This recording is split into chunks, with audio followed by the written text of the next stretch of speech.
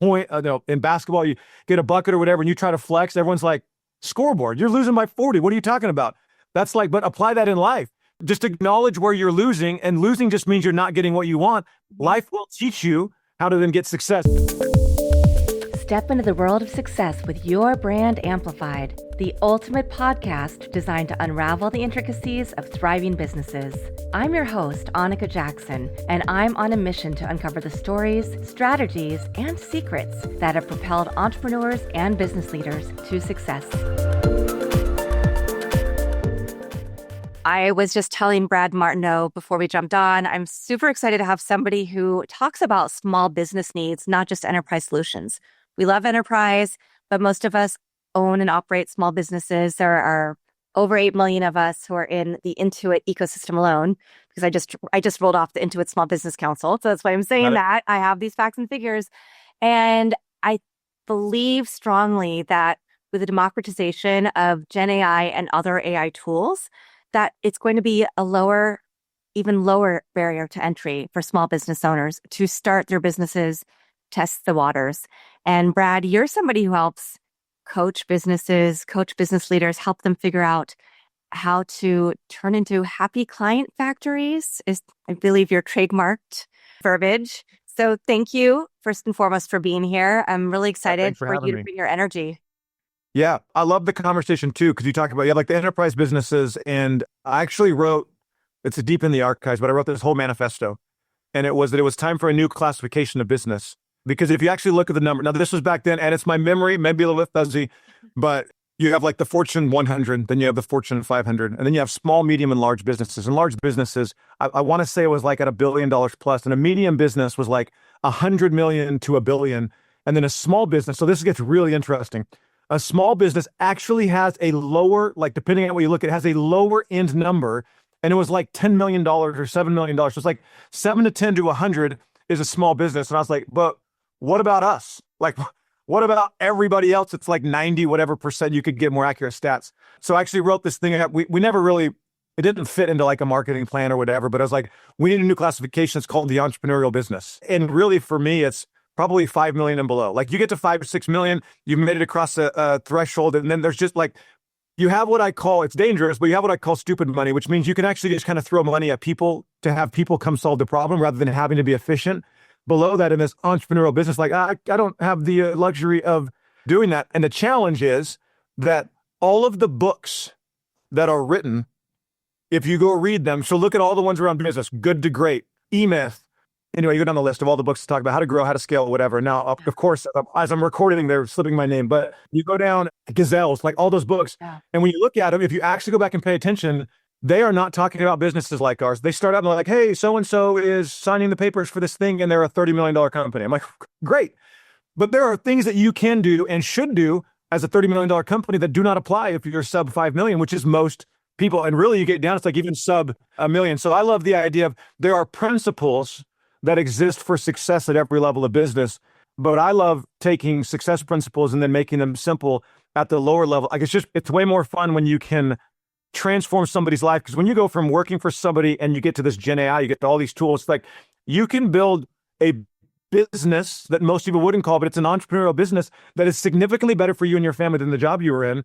Relatively easy, but there are a lot of principles and there's a lot of learning that has to happen in there. So anyway, I love that. Like there's a transformation that happens when you go to your first business and then you get into the several $100,000, even to your first million. And that is massively life-changing for entrepreneurs. So I just like, there's a world there that I love because that's usually where most people are. It's like where it's real. When we get into it, it's not this theoretical thing of like, I guess we'll go lay off 100 people or right. I guess we'll go, it's like, well, that's like a different level. It's not a bad level, but the rules don't apply the same. And there's no books. There's some have started to come out, but if you look at all the business books, they are not talking to us, the entrepreneurial business owners. So anyway, tangent, but yes, I love all of them. Well, let's talk about your journey first, because you were actually an enrollment advisor at school, and then you moved into product management design. You started owning businesses, right? And then you became co-founder to help businesses use different softwares to create your own softwares. And then also now really helping entrepreneurs understand parts of business that they may not. So yeah. Oh man, the journey. Okay, so we'll do the abbreviated version, then we'll figure out where we want to dive in. So I graduated high school, went on a mission for my church, came home, got married right away, had to go get a job, and I ended up working at the University of Phoenix. I was an enrollment counselor, which was just a label they put on it for me being a sales rep, because if they called me a sales rep, then their Title IV lending would get revoked. But I was a sales rep. I was there for 2.5 years, too long. But like I always say, it was not the place for me. And it's really healthy to have one of those jobs that it's just not the right place. I mean, I was up at like 4, I was at work at 5. It was like a 45-minute drive. Anyway, so I was there for 2.5 years. I left there because my brothers and my brother-in-law they were running a software company, and they was small. They had like 6 people, but one of them was leaving. Their entire support team, one guy was leaving to go to school up in Utah. And so I left a whopping, it was like, I think at that point I was making 35 grand a year. I had 2 kids and I had insurance benefits, and I went to this job that was going to pay me, I think it was like 22 with no benefits. So it was like, in hindsight, I'm like, dude, what were you thinking? It made no sense. That company today is called Keep. It was just recently purchased by Thrive. And I was there for probably 10 years or so. So I started as a support team, hired my replacement. And when I hired, this is air quotes if you're listening to this on podcast, after my first interview, the person's like, hey, did you want to see my resume? So I don't know if hired is like the right term. There were people that started working at the company, and I was a part of the process. So I went from there I helped clients onboard into the software. And then I ended up in product management, which for those that don't know, product management just means I was talking to clients, talking to execs, talking to developers, and designing features that would make the product better. And so that was Keep. And that is a tool that helps entrepreneurs automate and organize everything they do to get clients, to deliver for clients, and then to keep and retain clients. So we call that the client journey. And they were the first, like when I talked before about how there's no real books and like really good stuff for the entrepreneurial business owner, at that time, there were no software tools for the entrepreneurial business owner. Keep was the first one. There's a ton of them now. You got the high-level active campaign, HubSpot's that marketplace, Salesforce is trying to get in that marketplace and is. So, but that's where I was for probably 10 years. And then long sob story cut short, I got laid off by my brothers at 2:00 in the morning. They did a round of layoffs in the company, and I was a part of it. And it was the best thing ever. Like, it sucked when I was going through it, but in hindsight, I was like, thank you, because it put me on my entrepreneurial path. The only thing I knew how to do at that point, that was 6 weeks after my 5th child was born, was when I got laid off. The only thing I knew how to do at that point was help people with Keep, like how to use it, how to think about it. So I started a little consulting business, realized really quickly that like one-on-one consulting and creating projects and quoting them was dumb, because I could do what they wanted in less time than it took me to fret about how much I should charge them versus not charge them. And I wanted to be working with people. So that eventually morphed into the business I run today, which is Sixth Division. I found another person that I worked with at Keep for a long time. We started Sixth Division and basically said, we want to build the place. We want to make it so easy. We want to the actual written in the document of the initial like mission document was demystify. At the time, it was called marketing automation. Now I would just say demystify automating your client journey. Yeah. I wanted to make it so that I could take anybody through. I didn't care what the business was. And it was like systematic, organized. We could show anybody how to do it so they get the benefit of it. Nice. And so that's what we've done. Started with Keep. Now we work with a bunch of different platforms and help people all over the world. And then we spun out of that several software companies where it's like, hey, there's a gap and the software companies don't do it. So we built our own tools to help with that, all designed towards how do I leverage automation within my business so that I can more predictably, more consistently get clients, make those clients happy, while also making my life and my team's life way easier with the whole punchline up so you can go enjoy life as you see fit. So that's like the shortened version. And I just want to be really clear in there. There are a whole lot of ups and then downs. I think I've almost run my businesses in the ground like 2 or 3 times. Like timeline, we're like 3 weeks away from running out just because it's what it's like running a business, I guess. And maybe I'm a little bit slow. When I learn lessons, I learn them really well, but sometimes it takes a couple of times for me to learn lessons. So there are lots of battle wounds and scars and war stories throughout that, but that's the story. And then I think that's pretty much it somewhere in there. Yeah, I got 5 kids. I have a son-in-law, and then I've got a grandbaby. That's more recent. Well, and I think that does play into this, though, because we are all, I think, I've been having a lot of conversations with people, and I love that even fathers are now not afraid to talk about the human element and how you are a whole person. It's not just about work when we're having these conversations, because work is part of who you are, but also being a father, a husband, a grandparent. All of those things are also part of who you are.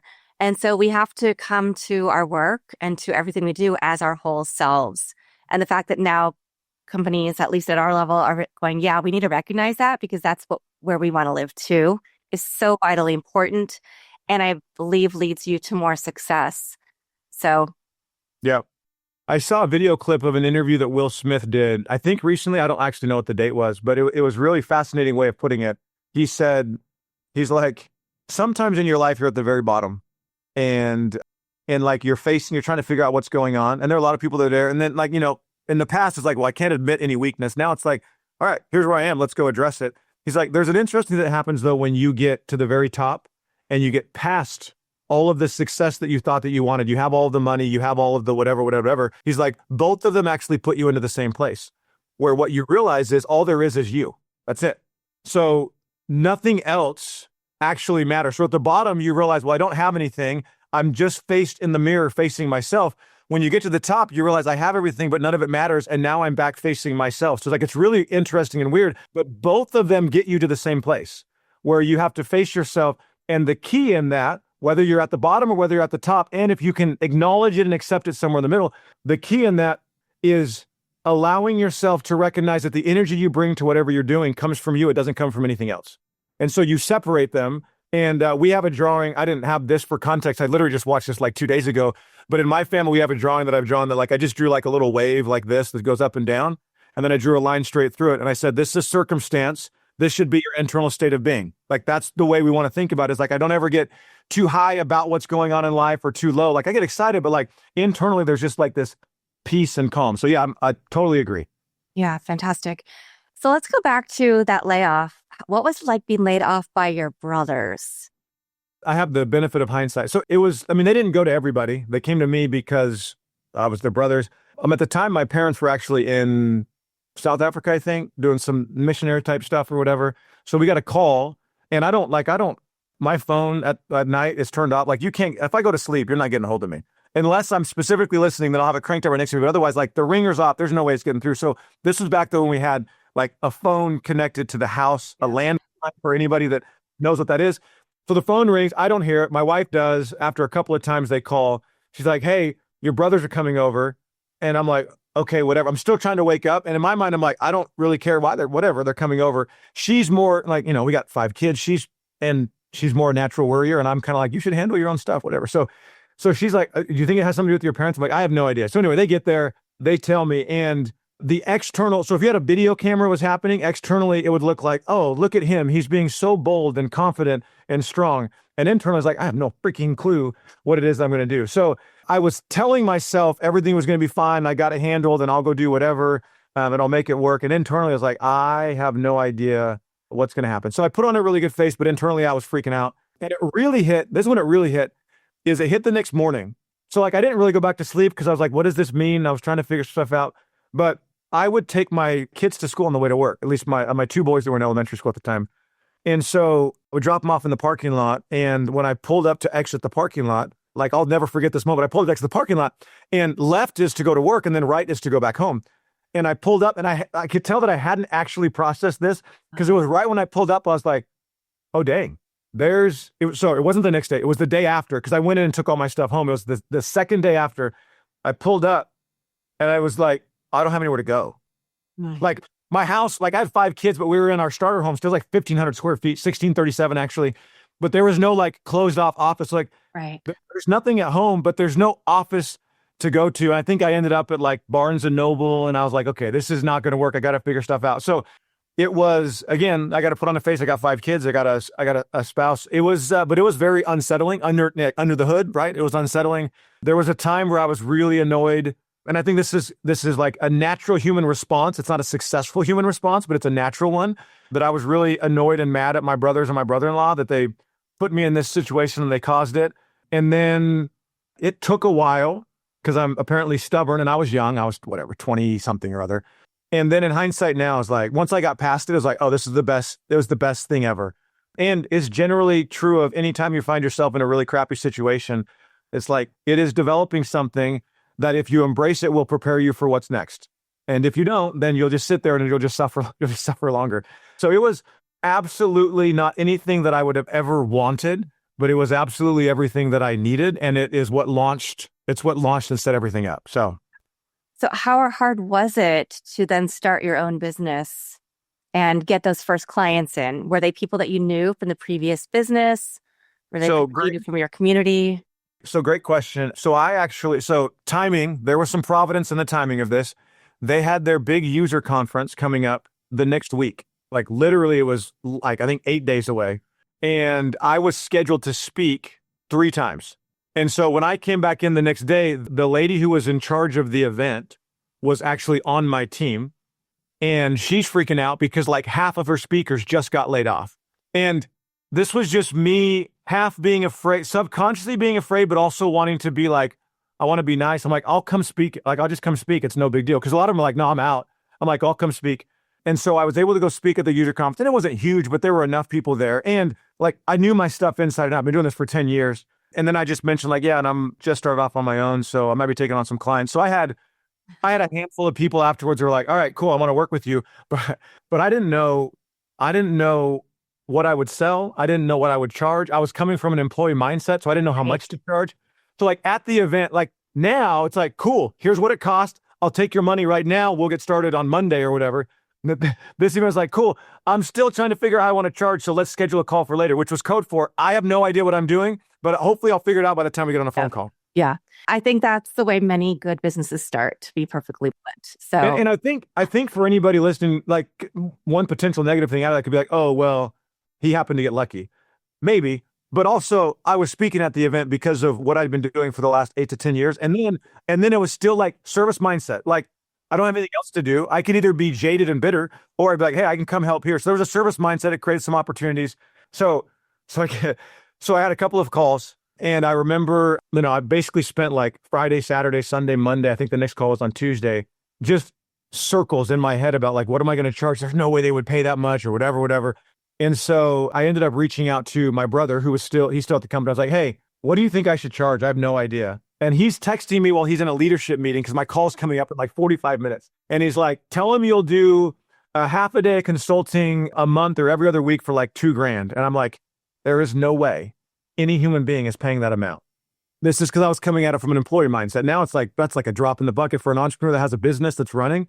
So I was like, all right, I'm not going to do that. What I'm going to do is I'll do 1,500 because that was what I could visualize that made sense. yeah. And we'll go every other week. We'll do a half day of work. And like, I'm really fast when I do stuff. So we'll do a half a day of work. It'll be $1,500 a month.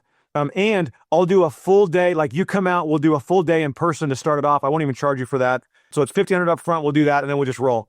Got on the phone, called the first person, like, cool, when can you start? I was like, oh, okay. Like, dang, I underpriced. Yep. And so then literally what I did is I was like, okay, I went up $500. I'm like, I'm going to do $2,000 up front and then $1,500 a month. Nice. The next one is like, cool, when do we start? So the third one, I was like, all right, it's 2,000 and 2,000. And they're like, cool, when do we start? I'm like, all right, let's go 2,500 and 2,500. And that guy was like, all right, we're ready to go. There was one of them in there was like, all right, hold on, I need to go talk to somebody and make sure we're good, but then we're ready to go. And I was like, all right, I clearly have some stuff to figure out in here. So I landed with some clients. And then if we want to go like the spikes, the longer story short is I did all of that, realized I didn't really want to do one-on-one consulting. And so I kind of only halfway, like I delivered well for the clients, but I didn't pursue the opportunities that would have them continue to pay me. I also didn't go try to get more clients. So like, I don't know if I really want to stack this up. So I basically replaced my income and it was fine and I was doing okay. And then I got to a point like, I don't really want to do this anymore. And then that goes into a whole other phase of the business. But that started it. I realized I didn't want to do one-on-one consulting. And so I had some severance. I had some savings, which means I was just lucky enough to be able to be stupid. And then that ran out, which leads into the next phase. So I ended up doing a course, like a training program, course membership for a little bit. But again, I didn't learn my lesson. I didn't keep marketing it. It was like, it didn't solve all my problems and I didn't retire in one launch. So I guess we shouldn't do this. That went along for the next couple of years. Then I partnered up with my now business partner. We launched 6th Division. And that's where things really took off because we actually defined a thing and said, that's what we're going to do. And then we kept marketing and promoting it and ended up doing $1 million in our first year of 6th Division. So the first 2 years were like my own side business. It was called Infuse My Business because Keep used to be called Infusionsoft. Then we launched 6th Division, did 7 figures in our first year and ended up building that up to like $3 million at its peak. And that's been around ever since. And then we spun out some software companies off of it and a whole lot of ups and downs in those as well. But that's kind of like that's the transition from, hey, you're let go. Holy crap, what am I going to do? To I guess we'll go try this and then just trying to figure stuff out. So yeah, so I'm hearing a lot because I think a lot of people are at that point where they're we're hearing about middle management layoffs from all the major companies. People are either in that phase or they are realizing that it's not they're not being fulfilled. They want to do something else. They want to maybe start their own thing, but they have to get over the mindset first from employee to employer to entrepreneur, right? Yep. You have to always think about the next step. Marketing. How are you going to market what you're doing? You can't just give up the first time because I think consistency, right? Consistency in who you are, what you're selling, what you're providing as a service, but then also making sure people know about it. So there are a few lessons that I can definitely see along the way that are good for anybody who's listening to think about. Yeah. And if I was going to throw some advice to somebody who is either just starting, maybe you got laid off, you're like, oh, I got to go figure this thing out. Or you're like, I think I want to go start something. The first thing that I would like, a core principle, I'm trying not to get into chronological because it might be out of order a little bit, but a core principle that I'd be looking for is what is a thing that you can sell that can be systematic? And whatever you sell, how do you make it systematic? Because what a lot of people do when they're going to go start their own thing for the first time is it becomes some sort of a services or a coaching business. And they feel like they have to make it it's like totally custom and everything's all over the place. We took a business where we build different things and implement different strategies for every single one of our clients, but we do everything exactly the same way. And so what you want to be thinking is the first thing, I probably missed out on, I don't know how many millions of dollars because I didn't just decide what I was going to sell and then keep selling it. Now, in that decide, there's a lot of learning from your market and there's some evolving and iterating, but knowing that at some point what you're trying to find, like the bigger entities call it product market fit, but the entrepreneurial business term is I have a thing that people want and I have proven that I can go get in front of their eyeballs. I can get them to give me money. I can get them to be happy. And it's something that I can start to put a process to where I don't have to be this creative genius. So for me, the whole delivery process, what it means is, can you create a Google Doc that when you work with your clients, you just follow the process on the Google Doc? So anything if I were going to start anything that I do start, and if it's going to be like one-on-one coaching, I want to make sure that it's something that I can get to the point where it's like, I just have a process that I follow. Yeah. Otherwise, you're really just giving yourself another job, which is fine as like a temporary sort of build over, but it's not really like, that's not a business. It's not a business if you have to have some unique creativity in order to make it work. It's just a really high paying job, which is not a problem. Like if that's what you're wanting to build, great. If you want to build a business and then you want like the freedom that comes, you want to be thinking systematic, like how can I build this thing so that I don't have to remember everything or be this creative genius or then go hire other creative geniuses or whatever. I want it to be systematic. So that would one element for me is I'm always really clear about what am I selling and is it something that I can deliver in a way that then actually gives me back what I want out of my business. So, and I kind of like, that's one core pillar because the other thing, the first thing I would do is I have a worksheet, I have a tool that I use. It's one of my favorite ones that's called the return. Most entrepreneurs forget that the first job of every business is to actually give you back what you want as the entrepreneur. The second one is to serve clients in a way that has them happy, but it's so that you can get back what you want. But most entrepreneurs have no idea what that actually looks like. Yeah. And so I created a tool that's like not everyone, but most people define it based on money, or they don't have any clear way to define it where they can review it. So I created a return and I got there's a video on a YouTube channel that walks through what it is, but there's 3 currencies, time, energy, and money. Yeah. And you got to define them in that order. And then those become the rubric or the grading scale about everything I'm going to do in my business, what I'm going to sell, how I'm going to market. It has to align to what I want out of the business. Otherwise, all I'm doing is I'm creating a non-viable business. And I could have known it from the beginning if I would have just stopped and decided what I wanted. So anyway, a couple of things that'd be a rabbit hole to go through, things that I would do if I were starting over or whatever. But those are definitely 2. Know what you want before you start. And then number 2, make sure the product that you're building is systematic and will actually get you to the point where you'll get back what you want. Well, and I think that in the landscape of entrepreneurs, there are those who maybe have a financial background and come up with an analytic mind. So they do create systems, processes, and they stick to it. Then there are those of us who might be a little more of, I was at a volunteer thing this weekend and we all did these personality leadership tests. And I was the visionary because I love to create and ideate and think about things, but I don't always have that systemized process. And sometimes I have let scope creep come in, right? Where I've gotten away because, the customers want this and this and this. And we have team members who can do that instead of saying no and holding the line of this is what we're really excellent at. Let's just focus on this. Yep. And then eventually get back to that. So I would love to hear, what you have to say, but also what are some easy ways to think about systemization? Because as soon as I started having standard procedures, even for my podcast, we have a fantastic system in place. And it has led to our success now. right? It led Yes. to growth. It's led to a lot of opportunities for me. It's led to, just monetary opportunities to just put my name on great things, to be a leader in different areas. So I'd love to hear your thoughts. Yeah. So a couple of thoughts. One, this is one of those places where like the distinction for an entrepreneurial business is important, and recognizing that if you go read other books and you view yourself as the visionary, because you have a bunch of books to talk about visionaries and your personality test will talk about visionaries. If you go read 10 of the most popular business books, what will they tell you that you should do if you're the visionary? They'll tell you, in fact, there's a whole book, the EOS Traction. There's a whole book called Traction. A lot of really good stuff in it. But if you read Traction and you pay attention to the businesses that they're citing, probably not us. But here's what they tell you to do. They tell you that you need to go hire an integrator. Yep. Okay. Now, here's what I have not heard. I have not heard success stories for people that are in the entrepreneurial business phase, not many of them anyway, where they went and they hired an integrator and everything worked. Because that is a thing that happens at a different phase of business where there's like a CEO and then there's a president or whatever. At best, if you're talking about an integrator, what you're doing is you're talking about hiring a really good executive assistant at the smaller business level. But we want to call them an integrator because we want to defer the responsibility for organization about how we think and how we run our business. But we're deferring it to somebody who's going to be an executive assistant that maybe we're paying 60 or 70 grand a year to. It's like, no, that is not what they're talking about. They're talking about businesses doing 30 or 40 million dollars a year, and they're going to hire a multiple six-figure person who has been trained in operations and organization. It's a totally different approach. So now, with all that said, just because that's true and we're running smaller businesses doesn't mean that we are off the hook for organization and systems. So here's the thing. The step one is acknowledge and accept without reservation that systems and process equal freedom, period. So there's no whatever in the back, if you're listening, whatever in the back of your head that you bend that truth to make it not apply because you're an artist or you're a creative or you're a designer or whatever, it doesn't matter.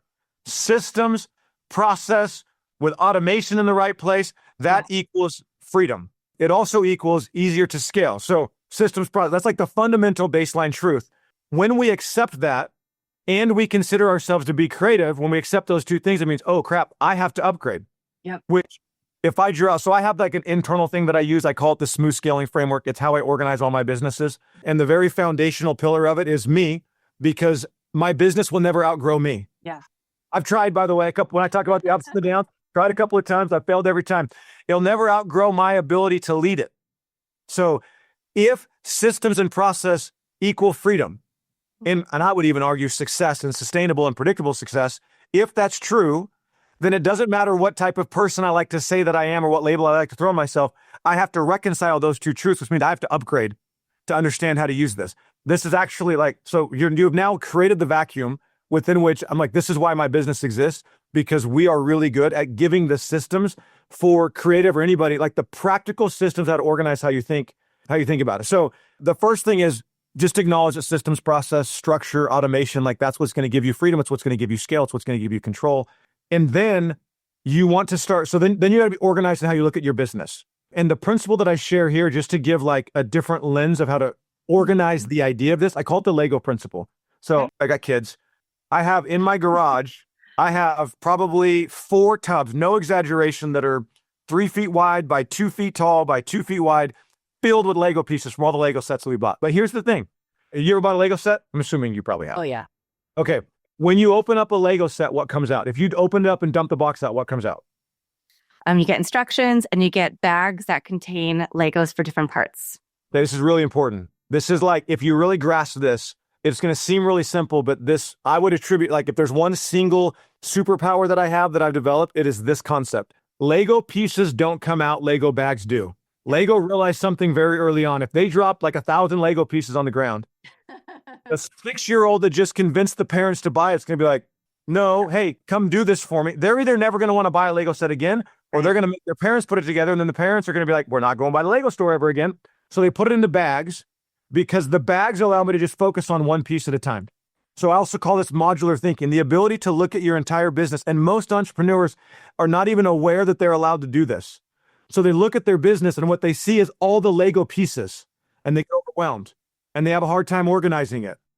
But when you can look at your business through the lens of Lego bags, then what you have is like, oh, okay, here are the different pieces, and I might need to go do something in that Lego bag. But now when I go work on that Lego bag, like I'm in the context of that particular aspect of my business. So the very first thing is we've got to get your brain equipped to be able to look at your business without immediately being overwhelmed because all you see is Lego pieces. So at the top level, so I have a video where I talk about this too. We can give links to these videos if you want, but at the top level, you have the foundation is it's me, insight, strength, leadership. Then we have a thing I call tactical vision, which is clarity about where you're going and how you're going to get there. Then you have clockwork cadence, which is how your business operates. Like it's just how stuff gets done. It doesn't have anything to do with people. Then you have your A player factory, which is how you get the right people in your business. Then you have your client journey. You want to create an automatic client journey. So like those are all separate things. And I, if you're watching the video, I did that like I'm stacking a wall because the elements at the bottom support the ones above. And you might think you have like a client journey conversion problem, but when you go down, what it actually is your cadence in your business is way off, which is why you can't get anything done. Or it might be that your vision is off, which is why the client journey is not converting the way that you want, or you have the wrong team members. You might have the right team members, but the wrong operational cadence. So there's a way that they relate. But what that does is like, I can now just look at my business like, okay, which part am I trying to improve? And then when I go in there, the Lego principle technically then follows on with the Russian nesting doll. It's like Russian Lego bags. Because then there's like, okay, what are the bags that make that up? So that I can easily, and you don't need to go forever. There's usually 2 layers deep, but it gives you this organization of your business where for the first time, you're like, oh, here are the pieces. And it's not 1,000, it's like 8 or 9. It's like, okay, I've got the pieces. I need to go do something there. Or there's a problem there, or there's pain over there, but the problem is actually over here. So I'm going to go where the problem is, and then the pain will go away. So that would be like, the first thing that I would work on is the ability on how to think about the business so that you are not overwhelmed by thinking about it. Because once you have that lens, it becomes way more obvious when you're starting to break out of it. When you're like, oh, we're going to do this thing. You're like, wait a minute, that doesn't fit anywhere in this structure of what I have, or I'm adding something that I shouldn't be doing. When you have 1,000 Lego pieces, one more Lego piece is not that big of a deal, or 5 is not that big of a deal. When you have 8 bags and then you're talking about adding a whole nother bag, it's like, okay, hold on.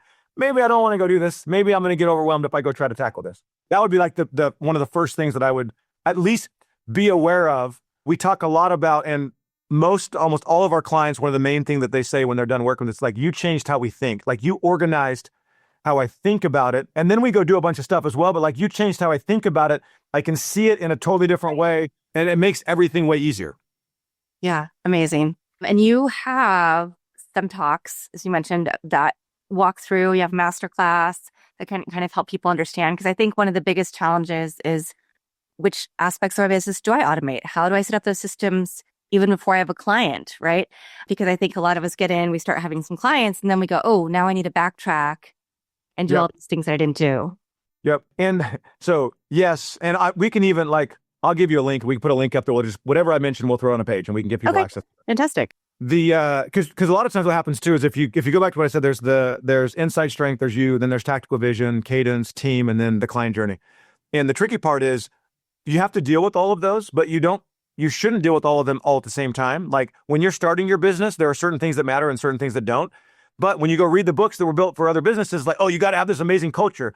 Not when you're not making like at least a couple $100,000, you don't need to worry about culture. You need to worry about sales. And then when you get started at the very beginning, you're basically making up what you're going to sell. So you don't really want to start applying a bunch of structure and automation because you don't actually know what it's going to be yet. So there's like a practicality to how you go about organizing it. So the ability to organize how you think about it lets you say, oh, I know what those items are, but when we put it on a timeline, those are actually over there. So I get to focus just on this piece and I don't have to have the head trash. I can listen to the guru talk about what I need to do and be like, got it, but not right now. I'm going to earn the right for that to be something that I actually need to worry about and I need to consider. And so there's different pieces about like step 1 is what's the thing you're going to sell? We got to get clear on that. Then we can start talking about the client journey around it. Then as you sell enough, you'll have a need for better operations and better team. We start to stack that. As we go, we might need to upgrade the vision so that the team and the operations support the vision. And then we'll be probably upgrading all the way along the way yourself. So like there's just different layers that come into play, but it's really helpful. Like I said, the analogy is really helpful when you're not sitting in a pile of 2,000 Lego pieces or whatever. It just makes it a lot fun. I want to ask 2 last questions. You have a hat DALR. And if anybody's watching this episode, it also says decide, act, learn, repeat behind you on one of the posters that you have behind you. Yes. So talk about that. Okay. So when I first got started, I forgot that I loved hats, and then I got laid off, and I went out. It was like my 30th birthday, and I bought a hat, and I remembered I love like flat brim hats. And I was going to speak at one of these events that I've been on my own for a couple of years. And I was talking to people outside, and I was like, do I wear the hat? Do I not? Like, at that point, I wasn't sure, like, can I get away with this? And I was like, F it, I'm going to wear the hat. So it became a part of the brand. So hats are a part of the brand. And I would always, like, at one point I had like 70 hats. And then I have another principle about simplicity and like systems in my life. I'm like, that's too, I don't want to spend time deciding on the hat. So I went down to one that was actually from one of my clients. And then I got to the point, like, if I'm going to wear a hat every day, it should mean something to me. So this DALR, DALR, is my personal, and I'll give a quick summary, and then I have a video about this too. We can give people access to it. But it's my model for, I call it the process of progress. And so it's how to be successful in any aspect of your life. And so the formula is decide, act, learn, repeat. And to give a little bit more, so each one of those has a statement that goes with it. So decide, and when you decide with ruthless practicality. Act, when you act with fearless imperfection. When you learn with scoreboard humility. And when you repeat as fast as you can. It is my contention that if in any aspect of your life you feel stalled or you feel like you're not making progress, it's because you're not doing one of these, or you're not doing it that way. You're deciding, but not with ruthless practicality, meaning you're hanging on to stuff that you shouldn't, or you're deciding too big or too small and it's not practical. You're acting, but you're acting with fear, or you're waiting until it's perfect to like actually act. When you're learning, you're not paying attention to the results. So scoreboard humility means like, look, if you are not making the amount of money you want, you don't know something.